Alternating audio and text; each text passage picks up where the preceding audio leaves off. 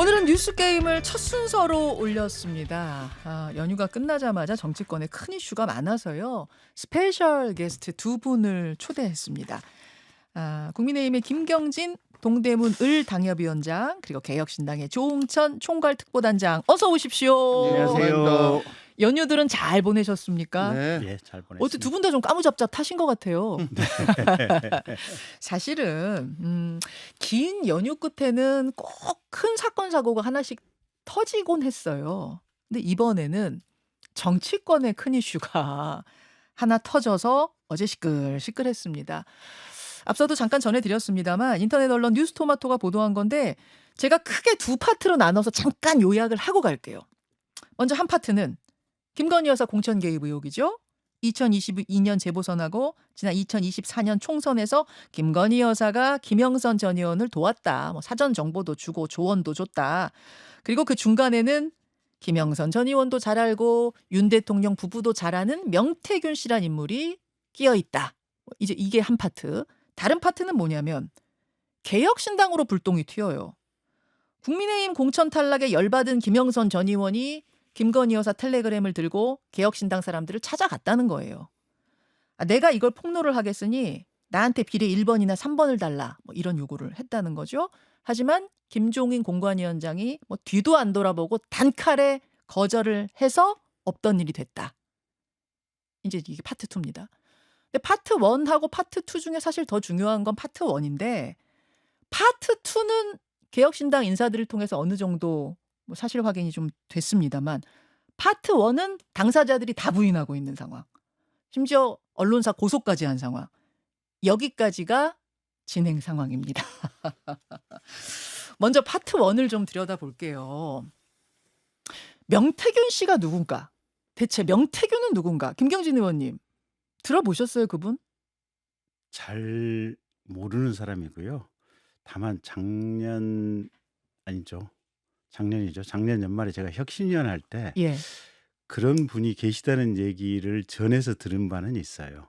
이름은 들어봤다. 들었다는 예, 말씀. 예. 그리고 이번에 이제 논란이 이렇게 되고 나서는 아마 여기저기서 네, 이야기들 네. 좀 들으셨을 텐데 네. 어떤 분입니까? 사실은 저도 잘 몰라요. 기사에 난 것 이상은 전혀 음. 모르는 분이에요. 제가 개인적으로 무슨 접촉을 해봤거나 예. 단 한마디라도 얘기를 나눠봤거나 한다면 알 텐데 예. 그런 경험이 전혀 없기 때문에 저는 이분이 어떤 분인지 몰라요. 조응천 의원은 어떻게 이름을 좀 들으셨어요? 오늘 처음 들었습니다.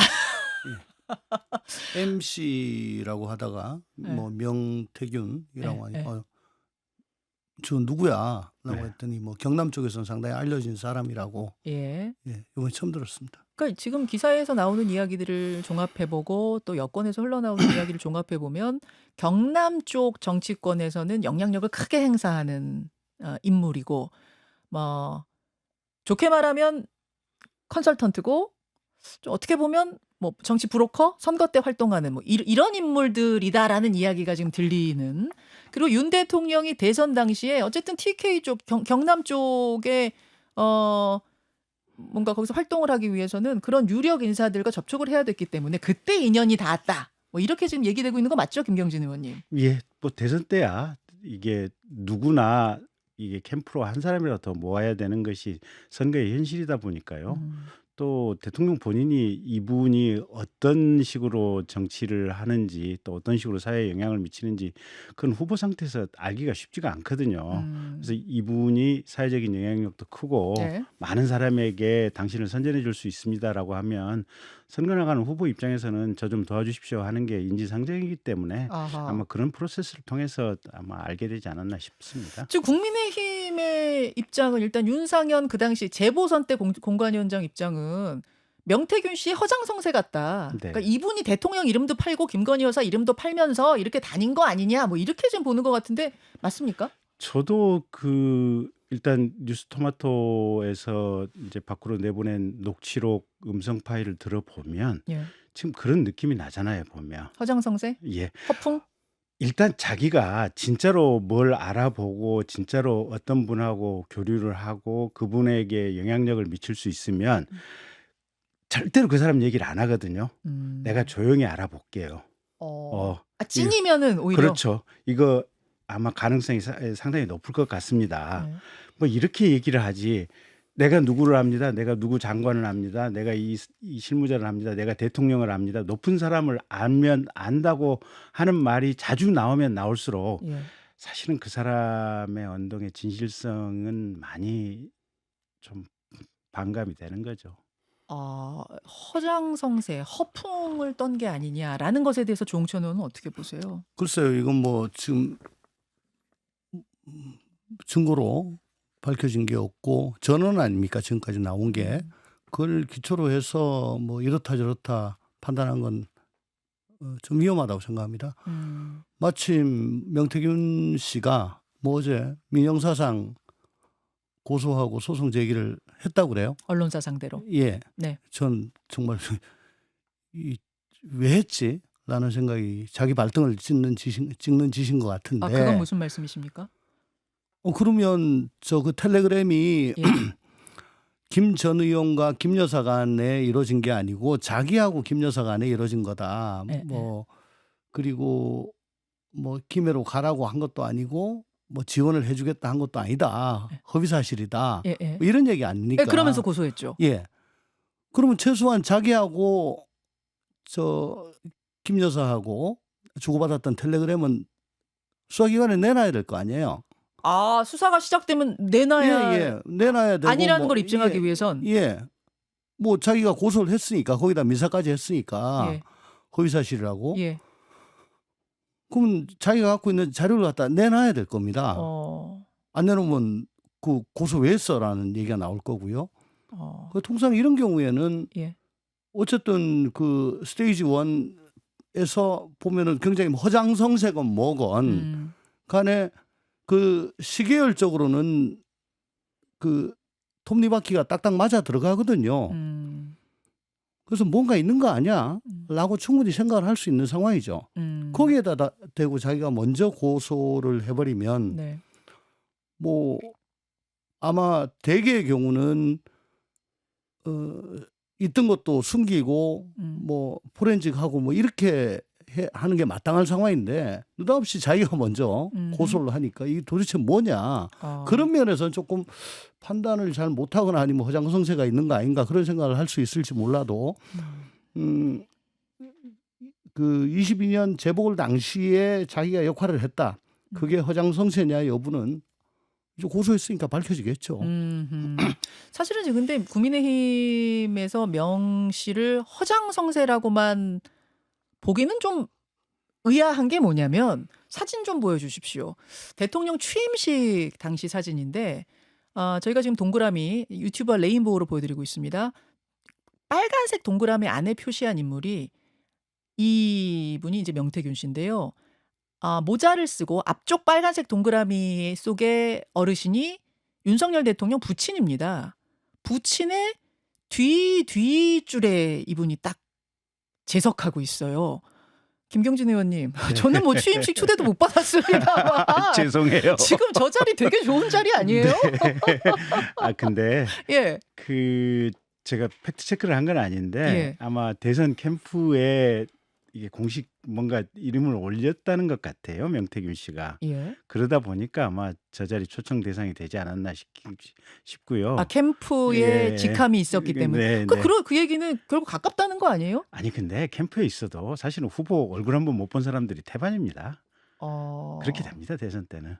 그리고 어쨌든 저 자리에 초대돼서 오신 분들이 아마 이게 뭐 수만 명일 거예요 보면. 그래서 근데 저 자리가요. 네. 내가 앞에 가야지 하고 막 앞에 갈 수 있는 게 아니라 딱 정해져 있잖아. 누구 여기 네. 앉아, 누구 여기 앉아. 그렇긴 합니다. 대통령 부친의 뒤줄 정도 지금 되는 것 같은데 네, 그러면 네. 거기를 좋다는 거는 네. 글쎄요. 네. 이제 김현정 앵커께서 무슨 의문을 제기하시는지는 예. 저는 알겠는데 예. 그 이유는 저로서는 잘 모르겠습니다. 알겠습니다. 아무튼 뭐 이번 총선에선 떨어졌지만 지난 2022년 재보선에서는 김영선 전 의원, 경기도 쪽에서 활동하던 김영선 전 의원이 경남 창원 의창에 공천이 되고 근데 이제 그 부분과 관련해서는 예. 어쨌든 김영선 의원의 고향이 거창인가 그러시잖아요. 예, 보면. 고향은 그렇습니다. 예, 사실은 그래서 그 동네에 활동 연고가 분명히 있고 그 전에도 아마 창원 쪽에 공천을 받으려고 노력을 했었던 게 한두 번 있으신 것 같아요. 보면.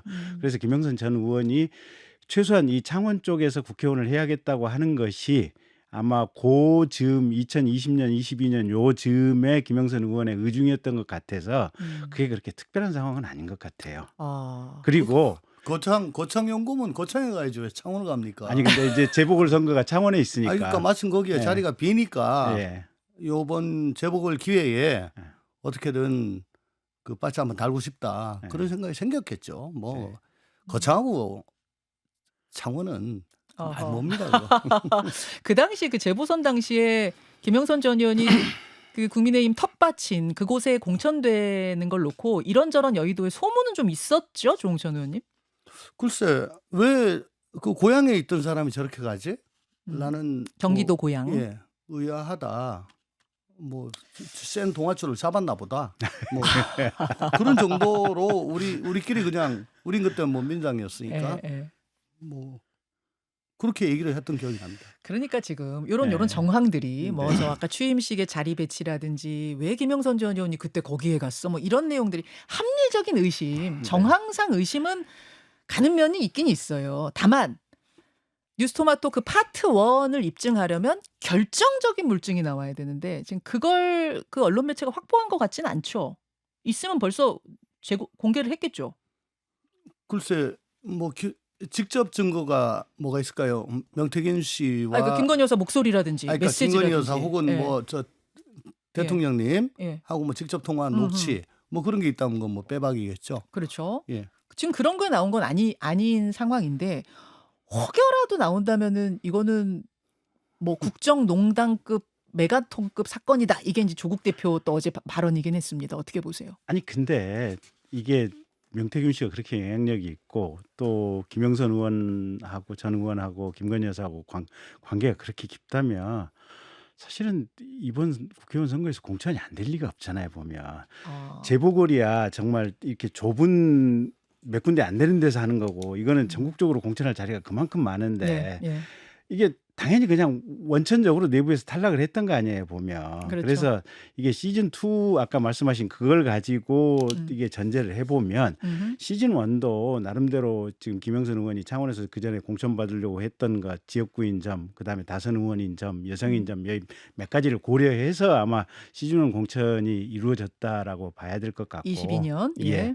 그래서 무슨 특별한 지금 증거도 없는 상황에서 그냥 큰 틀에서 보면 대통령과 여사를 흔들기 위한 어떤 사건들이 아닌가 저는 그렇게 보고 있습니다. 물증은 없을 것이다.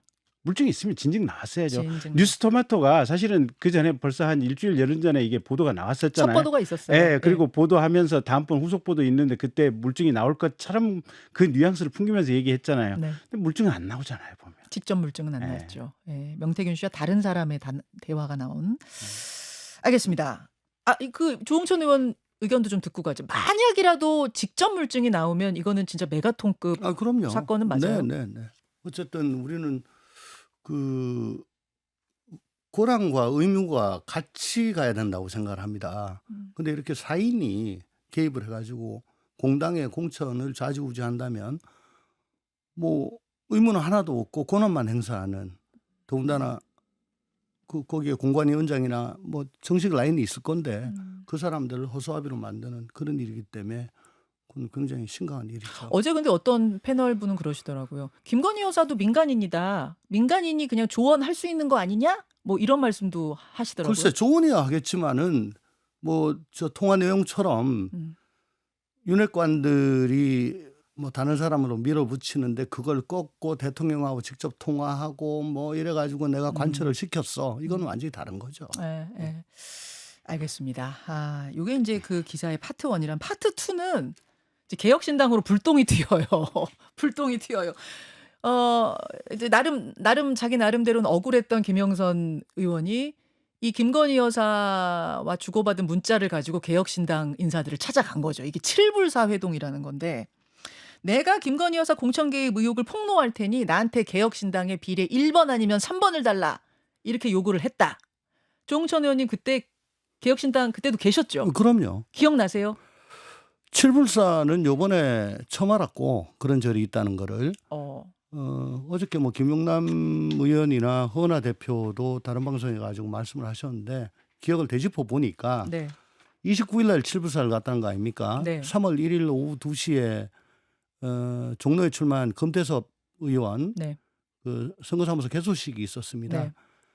거기에 우리 개혁신당의 주요한 멤버들이 다 모였죠. 그 개소식을 끝내고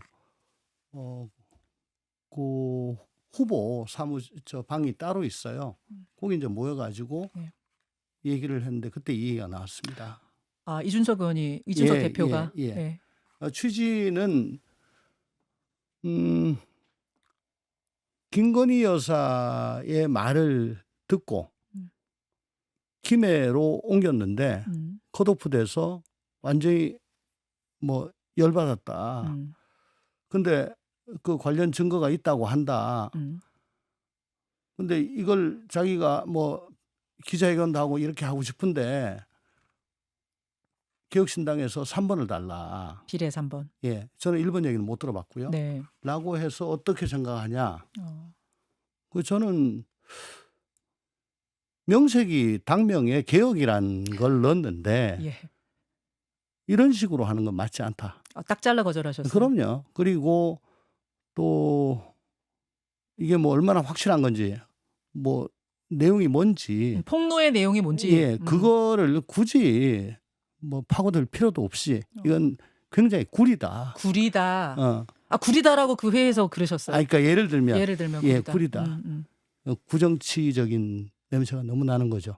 거기다가 죄송하지만 김영선 의원도 그렇게 뭐 개혁하고 부합하는 것 같지는 않고 우리 당이 지금 새로 만들어져 가지고 정말 어렵게 지금 싹을 키우려고 하는데 이런 식으로 했다가는 이 앞날이 없다. 저는 그거 안 된다라고 얘기를 했었고 그래서 거기서 뭐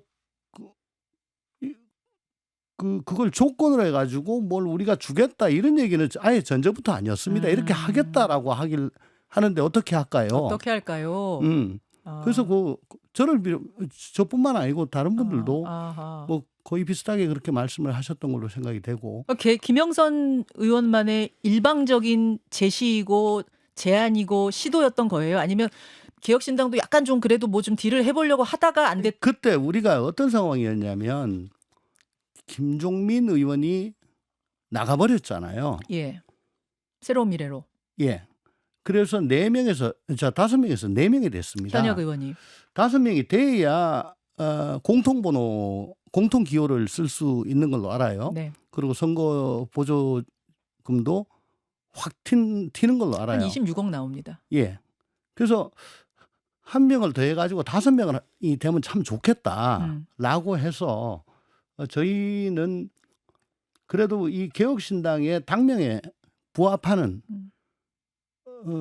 민당이 있을 때 그래도 좀 정치가 이렇게 가서는 안 된다고 생각을 하며 같이 고민하고 울분을 토했던 그런 분들이 그때 꽤 계셨거든요. 예. 그러니까 그런 분들 상대로 야 일로 오자. 그렇게 설득을 하고 다니던 때였습니다. 예. 그게 뭐 가능할런지 안 할런지 몰라겠지만 또 그때는 런종섭이 터지기도 전이었어요. 이종섭 장관 예. 호주 가는 거. 그거 예. 대파 875원 터지기도 전이었고. 되게 옛날 일 같네요. 지금 들으니까. 예, 그 전이었어요. 예. 제 기억을 지금 반출을 해보면 예. 해볼만 하다라는 분위기였죠. 런종섭 대파 때문에 이제 확 쓸려간 건데 예. 우리가 왜 봤냐? 그거 안 된다. 김영선을 왜 봤냐? 예. 그리고 아마 그렇게 다 의견이 모아졌는데 그 이후에 네. 김영선 의원이 저하고 대학교 동기입니다. 그렇습니까? 네. 의원회관에 있는데 전화가 와서 좀 만나자. 예. 그래서 저는 뭐 전화로 하자라고 했는데 결국은 못 만났어요. 굉장히 몸이 달아가지고 보자 제발. 그게 어느 시점입니까? 총선 전? 그럼요. 저 3월 1일 직후에. 예. 그러니까 저희는 3월 1일 그때 금태섭 의원 개소식 이후 그 지도부 회동에서 예. 난 결론이 난 걸로 난 생각합니다. 예, 났는데 계속 그럼 사무실로도 전화 오고 김종인 위원장 자택으로도 그분이 찾아가고 그걸 막 요번에 알았고요. 아. 김종인 위원장께서도 그때 그 자리에 계시다가 아마 중간에 먼저 뜨신 걸로 저는 기억을 하는데 3월 1일 그 회동. 예. 그때 뭐 특별히 김종인 위원장께서 의견을 말씀하신 건 아니고 알겠습니다. 그럼 개혁신당으로 지금 불똥 튀는 거에 대해서 좀 난감하시겠어요? 그때 이제 그 얘기를 듣고 야 이게 뭐 어느 정도 사실이냐 따져보지는 않았습니다만은 그래도 뭔가 있으니까 저러겠지 라는 정도의 생각을 했거든요. 이거 세상에 비밀 없는데 나중에 터지면 이거 만만치 않겠다. 그래서 제가 저번에 방송에 나와가지고 이게 텔레그램이 까지면은 이건 뭐 태블릿급이 될 거다라고 예. 말씀드린 게 이제 그런 취지인데 예. 어쨌거나 우리가 선출하지 않은 그 여사께서 이렇게 좌지우지를 했다라고 한다면 그건 큰 문제잖아요. 다만 우리 이준석 대표가 직접 봤다고 하는데 가라 내가 어떻게 해줄게라는 게 아니고 야 거기 안 되면 여기는 어때요? 뭐 이런 정도의 톤이었다고 얘기를 해요. 저는 못 봤으니까. 그러니까 김영선 의원과 김건희 여사 사이에 주고받은 텔레그램을 김영선 의원이 이준석 의원한테는 보여줬다 그 당시에. 그래서 쓱 봤는데 이준석 의원이 그 회의에서 말하기는 아주 큰 폭로 같진 않았다 그랬어요? 아니, 그 당시 제 기억나세요? 느낌으로는 만약에 가라 예. 내 해줄게라고 했다면 제가 그렇게 기억을 했겠죠. 근데 그게 아니죠.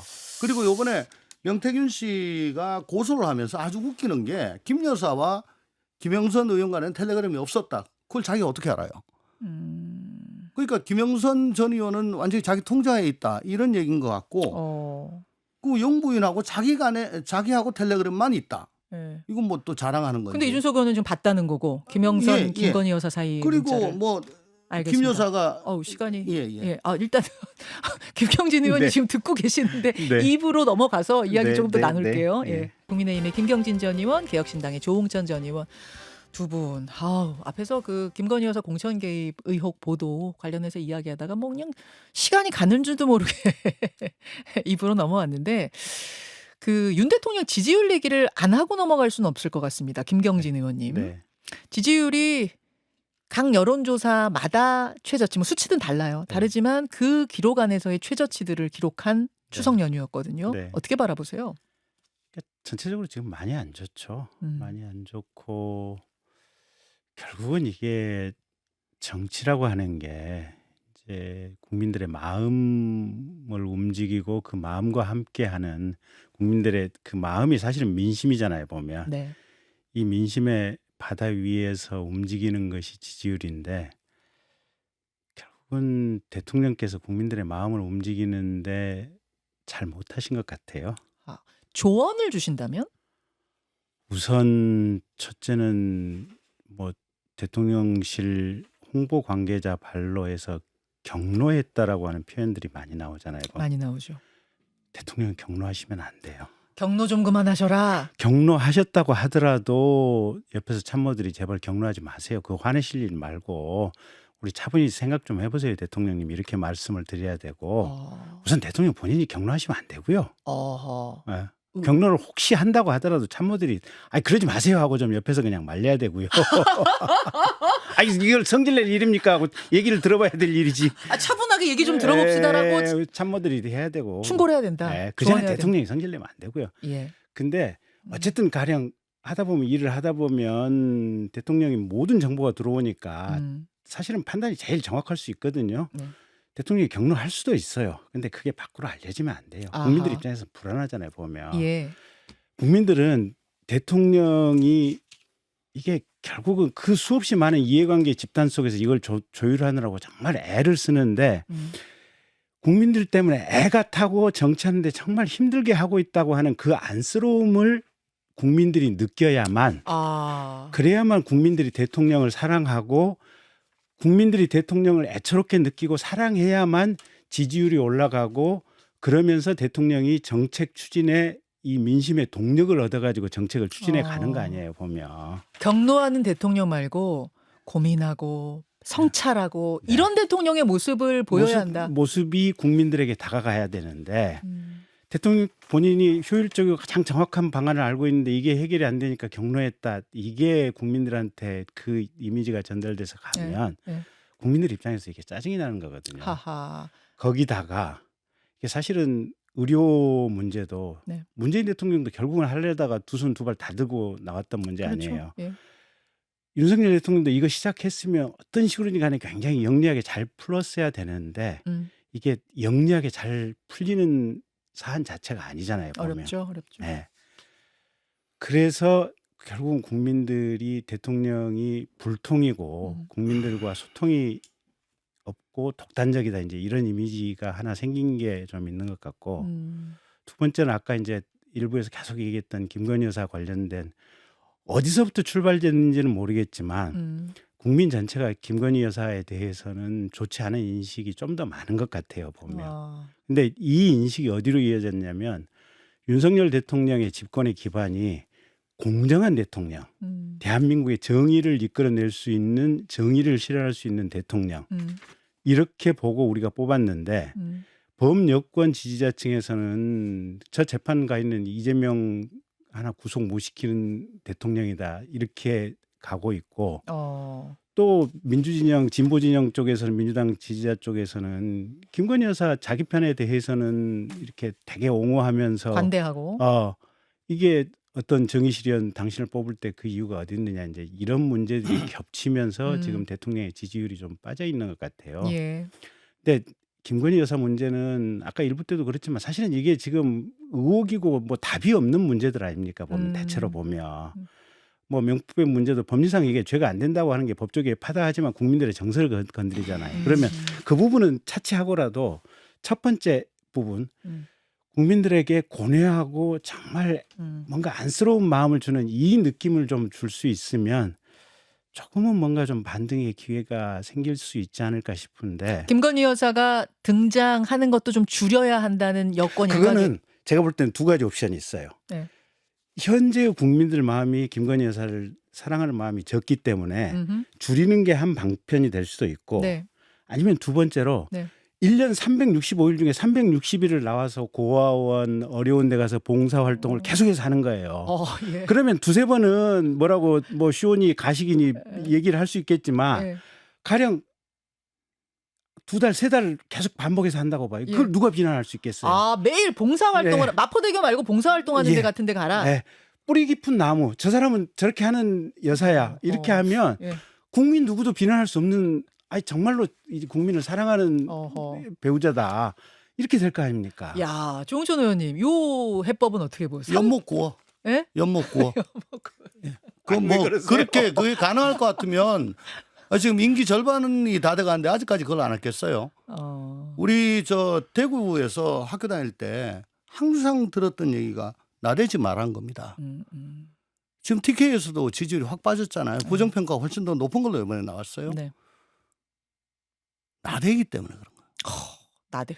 나댄다는 게 뭐냐면 깜냥이 별로 안 되는데 그 액션이 모션이 크고 목소리가 크고 또 다 자기가 한 것처럼 하고 그러면 나대지 마라. 예. 그리고 지지층을 부끄럽게 만들면은 안 되는데 드디어 그 지지층이 이 어디 가지고 뭐라고 얘기를 못할 정도로 돼버리니까 콘크리트에 균열이 온 겁니다. 그러니까 딴 거 필요 없습니다. 지금 민심 위반이 이게 왜 이렇게 됐을까에 대해서 처절한 성찰을 해야 됩니다. 그리고 국정기조의 획기적인 전환이 있어야 되고요. 선출되지 않은 권력에 대해서 통제할 사람 한 사람밖에 없습니다. 그분이 통제를 해야 돼요. 잠깐만요. 그 말씀은 김건희 여사를 윤 대통령이 통제해라 그 말씀이세요? 제가 용산에 있는 분들 뭐 가끔 만나가지고 하면은 아크로비스타에 위리안치 시켜라. 그 외에는 방법이 없다. 라고까지 얘기를 하는데 그걸 못 하더라고요. 2016년 10월 달에 최순실 스캔들이 초입에 있었습니다. 그때 지지율이 17% 찍었어요. 갑자기. 그 이후에 급전직하해가지고 5%까지 갔죠. 박근혜 대통령. 오늘 저번 주에 20%입니다. 오늘 저는 일자 거리라고 보는데 일자 10자 그러니까 10대 앞자리가 1이 될 거다. 예. 이거 굉장히 심각하게 생각하셔야지. 우리가 아니 저 사람이 일을 뭐 정말 잘할 거다라고 생각해서 뽑은 거 아니잖아요. 적어도 공정과 상식 얘기했으니까 그거 정도는 지키겠지. 웬걸 사람에 따라 가지고 잣대가 막 다 달라지는데 납득이 안 되는데 그러고서는 납득 못 하는데 막 돌아다녀. 그리고 막 사진 찍고 무슨 화보도 올려. 나대는 걸로 안 보이겠습니까? 아니, 김건희 여사가 그럼 박근혜 정권의 최순실 씨 같은, 그러니까 최서원 씨 같은 그런 느낌으로 이미지가 각인될 수도 있다고 보세요. 아니 뭐 그걸 꼭 그 단순 비교하는 거는 좀 위험합니다만은 예. 어쨌든 선출되지 않은 권력이라는 거 그리고 뭔가를 하는 것 같아 라는 거죠. 거기다가 그 텔레그램 캡처 같은 게 이제 네. 나온다면 혹은 그게 육성 태블릿 PC가 녹음이 될 수 있다? 나온다면 그러면 와장창이죠. 허허, 알겠습니다. 근데 저기 2016년도에 호남 지역에서 이제 국민의당 당바람이 불어서 이제 국민의당이 대폭 당선이 됐잖아요. 예. 근데 2017년도 대선 때 예. 호남에서도 민주당 문재인 후보 득표율이 안철수 후보 득표율보다 더 높았거든요. 네. 근데 그 이유가 뭐냐면 네. 김정숙 당시 이제 문재인 후보의 배우자께서 호남 지역에 와서 6개월 이상을 자맹하면서 계속 지역에서 봉사하고 할머니들 등 밀어드리고 부축해드리고 이거를 하면서 지역의 민심이 바뀌는데 일조를 했거든요. 아, 그 얘기 들었어요. 그러니까 김건희 여사도 사실은 절대로 이게 보도자료 릴리즈가 안 되면서 정말로 1년 360일을 밖에 나가서 누군가 어려운 사람들을 위해서 아무 말씀 없이 묵묵히 뭔가를 한다면 어쩌면 조금은 민심의 물길이 바뀔 수도 있는. 그래서 조홍천 선배는 이제 연목구구라고 하지만 예. 아니 지금까지 본인이 삶을 열심히 살아오셨지 않습니까? 아크로비스타에 위례한치 하면 돼요. 지금 두 분의 해법이 정반대여서 어느 게 정답일지는 모르겠습니다만, 그리고 오늘 두 분의 인터뷰가 매우 흥미로워서 더 가고 싶다는 PD의 생각은 있지만 지금 시간이 뒤에 인터뷰도 기다리고 있어서 인사 나눠야 할 것 같습니다. 오늘 뉴스게임 조홍천 의원, 김광진 의원 고맙습니다. 감사합니다. 김현정의 뉴스쇼 2부 출발하죠. 김현정의 뉴스쇼는 시청자 여러분의 참여를 기다립니다. 구독과 좋아요, 댓글 잊지 않으셨죠? 알림 설정을 해두시면 평일 아침 7시 10분 실시간 라이브도 참여하실 수 있습니다.